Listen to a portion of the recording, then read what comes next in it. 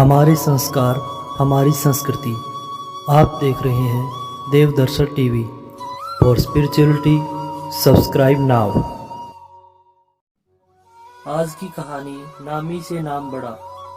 लंका विजय के पश्चात जब राम अयोध्या लौटे और राज तिलक हो गया तो एक दिन राज दरबार में महर्षि वशिष्ठ, विश्वामित्र, नारद तथा अन्य ऋषि धार्मिक विषयों पर विचार विमर्श के लिए पधारे।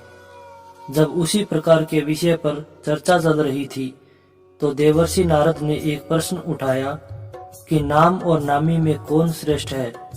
ऐसे प्रश्न को सुनकर ऋषियों ने कहा, नारद जी, नामी से तुम्हारा क्या तात्पर्य है, स्पष्ट करो।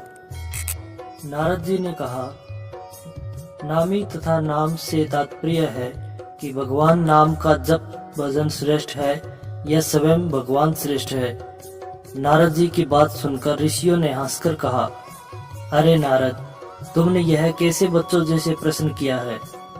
निश्चय ही भगवान श्रेष्ठ है, क्योंकि उन्हीं के नाम का तो जप किया जाता है। नारद ने कहा, नहीं, आपकी यह धारणा ठीक नहीं है। मेरे विचार से भगवान से बढ़कर उनका नाम है। भक्त को भगवान के नाम के जप से ही शक्ति मिलती है, क्योंकि नाम के भजन के बिना भगवान कहाँ कृपा करते हैं। पर यह बात सबने आसानी से स्वीकार नहीं की। तो नारद ने कहा, अपने मत की प्रतिष्ठा के लिए मैं इसे उचित समय पर प्रमाणित करूंगा। इसके कुछ देर बाद राज दरबार स्थगित हो गया। हनुमान उस दिन दरबार में उपस्थित नहीं थे, इसलिए हनुमान को इस विवाद के बारे में कुछ पता नहीं था। दूसरे दिन राज दरबार लगने से पहले नारद ने हनुमान को बुलाया और कहा, हनुमान, राज दरबार में जाने पर तुम श्री राम तथा उपस्थित ऋषियों को विनय पूर्वक प्रणाम करना, पर विश्वामित्र को प्रणाम मत करना। वे भले ही ऋषि का चोला धारण किए हैं, पर वे ब्राह्मण नहीं हैं। क्षत्रियों की पूजा ब्राह्मणों जैसी नहीं होती। हनुमान ने सोचा, नारद देवताओं के ऋषि है, ठीक ही कह रहे होंगे, उनकी बात अवश्य माननी चाहिए। उन्होंने कहा, ठीक है देवर्षि, मैं ऐसा ही करूँगा। दरबार में भगवान श्री राम सिंहासन पर बैठे थे। मंत्री तथा ऋषि आदि भी अपने अपने आसन पर विराजमान थे। थोड़ी ही देर में हनुमान जी आए, भगवान श्री राम के चरणों में प्रणाम किया, फिर ऋषियों का चरण स्पर्श कर प्रणाम किया। फिर उन्हीं के बीच बैठे विश्वामित्र को न तो उन्होंने प्रणाम किया और न किसी प्रकार का आदर भाव दिखाया। हनुमान के इस व्यवहार से विश्वामित्र ने अपने को बड़ा अपमानित समझा। वे राजा तथा ऋषियों के बीच इस प्रकार की अपनी उपेक्षा का अपमान सहन न कर सके। तत्काल ही क्रोध में उठ खड़े हुए और श्री राम से बोले, श्री राम, तुमने अपने इस मोह लगे सेवक की धृष्टता देखी। भरे दरबार में इसने किस प्रकार मेरी उपेक्षा की तथा उद्धत भाव से मेरा अपमान किया। श्री राम ने कहा, गुरुदेव शांत हो जाइए, मैं हनुमान से इस धृष्टता का कारण पूछूंगा। विश्वामित्र का क्रोध शांत नहीं हुआ। उन्होंने कहा, यह तो आपने प्रत्यक्ष देखा, पूछने की क्या आवश्यकता है। अस्त्र शस्त्र के क्षेत्र में मैं तुम्हारा गुरु रहा हूँ, यह गुरु आज्ञा है, इसे दंड दीजिए। नारद ने भी विश्वामित्र की हाँ में हाँ मिलाई तथा कहा, भगवान, विश्वामित्र ही ठीक कहते हैं। हनुमान ने इनका प्रत्यक्ष अपमान किया है। आपके उदंड सेवक को दंड मिलना चाहिए। नारद की बात सुनकर हनुमान असमंजस में पड़ गए। भारे दरबार में अपनी स्थिति देखकर कुछ बोल तो न सके, पर सोचने लग गए कि जिस नारद के कहने से मैंने ऐसा किया, वही नारद अब मेरा बचाव न करके मुझे दंड देने की बात में सहमति जता रहे हैं। नारद का यह चरित्र समझ में नहीं आता। इधर की उधर लगाना और दो लोगों के बीच भ्रम पैदा करके उन्हें लड़ने में कौन सा स्वाद आता है। भले काम को बिगाड़ने वाला यह कैसे ऋषि है। भगवान श्री राम किसी प्रकार की दंड की घोषणा करते इससे पहले ही नारद ने कहा, भगवान, इस संबंध में शांत भाव से विचार कर कल दंड दीजिएगा। उत्तेजित अवस्था में अभी इस समय हनुमान को दंड देना उचित नहीं है। सबने इस सुझाव को स्वीकार किया और सभा स्थगित हो गई। रात को हनुमान नारद के आश्रम में आए और कहा, देवर्षि, आप यह कौन सा खेल खेल रहे हैं। मेरा वध कराकर आपको क्या मिलेगा? मैंने तो जो कुछ अभिनय किया वह आपकी आज्ञा से ही किया था। नारद हंसकर कहा, हनुमान निराश मत हो, चिंता मत करो। मेरे कहने से जो तुमने किया है उसके लिए दिए जाने वाले दंड से तुम्हारा कुछ नहीं बिगड़ेगा।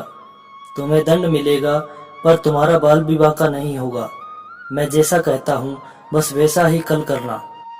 कल प्रातः काल सूर्य तट पर ओम रामाय नमः इस मंत्र का जाप करते रहना। कोई कुछ कहे तुम कुछ मत सुनना, बस यह मंत्र प्रेम भाव से जपते रहना। प्रातः हुई। हनुमान जी स्नान कर सरयू तट पर खड़े होकर मंत्र जाप करते। दरबार लग जाने पर जब हनुमान दरबार में उपस्थित न हुए तो श्री राम ने पूछा, हनुमान कहाँ है, अभी तक नहीं आए? विश्वामित्र ने कहा, आप आज दंड देने वाले थे, शायद इसलिए डर कर नहीं आया। नारद ने कहा, मैंने अभी थोड़ी देर पहले सरयू तट पर उसे स्नान ध्यान करते हुए देखा है। भगवान राम ने कहा, यह हनुमान की एक और उदंडता है।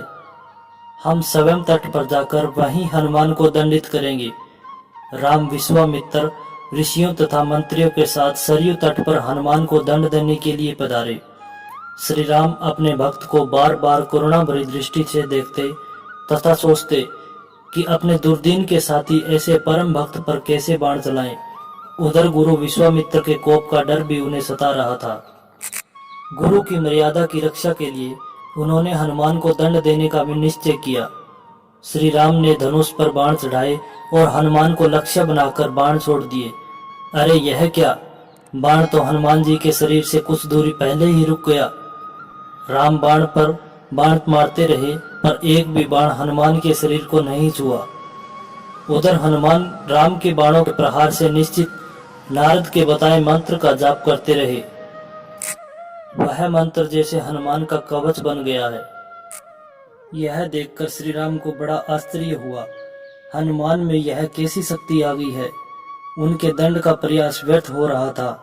विश्वामित्र को लग रहा था कि राम अपने भक्त को बचाने के लिए जानबूझकर ऐसा प्रयास कर रहा है कि उनको चोट न पहुंचे। अपनी इस असफलता से विचलित होकर राम ने ब्रह्मास्त्र उठा लिया।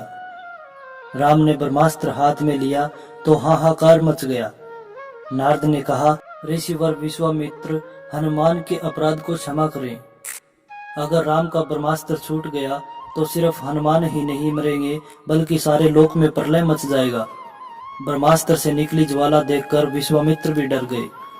उन्होंने राम को रोकते हुए कहा, राम, ब्रह्मास्त्र को वापस तुणीर में रखिए। हनुमान के अभिनय को मैंने क्षमा किया। इतना सुनते ही हनुमान को जैसे जीवन दान मिला। राम को धर्म संकट से मुक्ति मिली। सब लोग प्रसन्न हुए। हनुमान ने आकर विश्वामित्र से क्षमा मांगी और नारद जी की ओर देखा। नारद ने हंसकर कहा, प्रभु, इसका कारण मैं हूँ। मैं कहा था ना, भगवान से बढ़कर भगवान का नाम जपना श्रेष्ठ है। उसे प्रत्यक्ष सिद्ध कर दिया। हनुमान ने इष्ट देव भगवान राम के नाम के बीज मंत्र से भगवान की शक्ति छीन कर दी।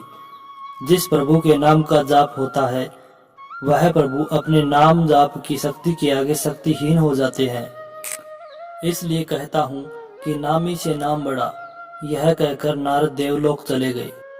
दोस्तों, आपको यह कहानी थोड़ी सी भी अच्छी लगी तो वीडियो को लाइक और दोस्तों के साथ शेयर करना न भूलें और हमारे चैनल देव दर्शन को सब्सक्राइब करना मत भूलिएगा।